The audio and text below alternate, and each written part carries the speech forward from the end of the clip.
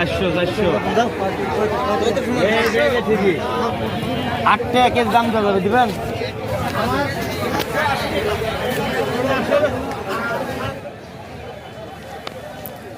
আসসালামু আলাইকুম বন্ধুরা, আজকে আপনাদেরকে দেখাবো পাইকারি সবজি বাজারের আপডেট। কোন সবজির কত দাম সেগুলো আজকে জানাবো। আজকে বাজারে প্রচুর সবজির আমদানি, সেজন্য সবজির বাজার সব সবজির দামই কম। আজকে চলুন দেখানো যাক কী কী সবজির দাম কত করে যাচ্ছে। আমাদের এই লোকেশনটি হচ্ছে হাটকানপাড়া বাজার, দুর্গাপুর, রাজশাহী থেকে এই বাজারের নাম হাটকানপাড়া বাজার। এই দেখুন, আজকে করলার দাম খুবই কম।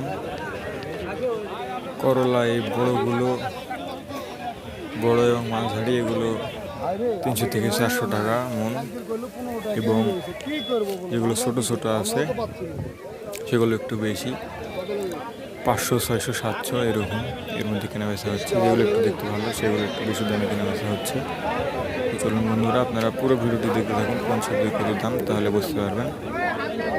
এবং আপনাদের দিকে কীরকম দাম যাচ্ছে সবজির সেগুলো জানাবেন। আমাদের এটি মূলত রাজশাহী জেলার মধ্যে আজকের সবজির আপডেট, সবজির বাজারের। দেখুন বন্ধুরা, এগুলো 400 করে যাচ্ছে।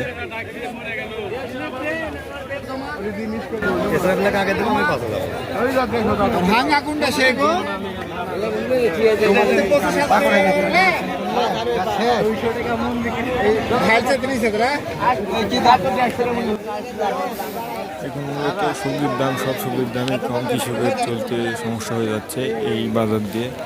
সবজির বাজার খুবই কম। আপনার এলাকায় কীরকম দাম অবশ্যই জানাবেন। আজকে মূলত প্রচুর আমদানি এবং অতিরিক্ত বৃষ্টির কারণে সবজির দাম আজকে কম।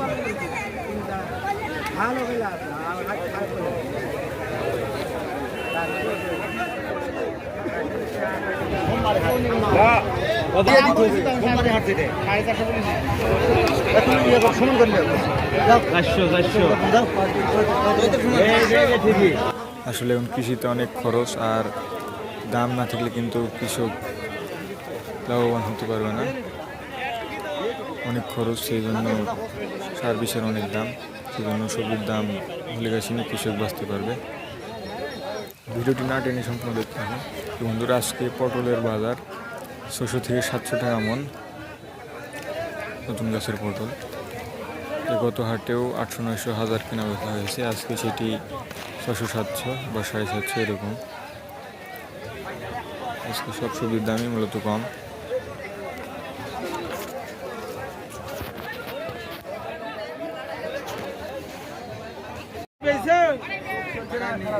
আচ্ছা, কত কেনা ভাই?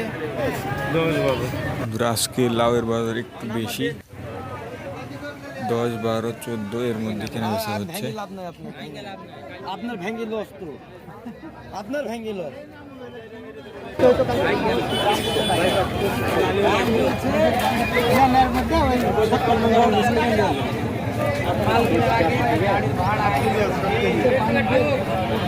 আট টাকা কেজি দাম যাবে দিবেন। 8 টাকা কেজি দাম যাবে দিবেন।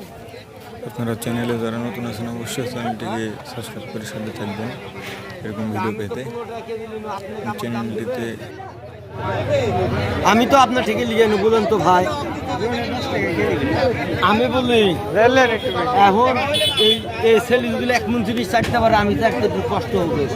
ওই ভাই যদি 2 কেজি পারে তো আমি একটু কম হবে, কারণ আমার হয়ে গেছে বয়স হতে নিয়েছে।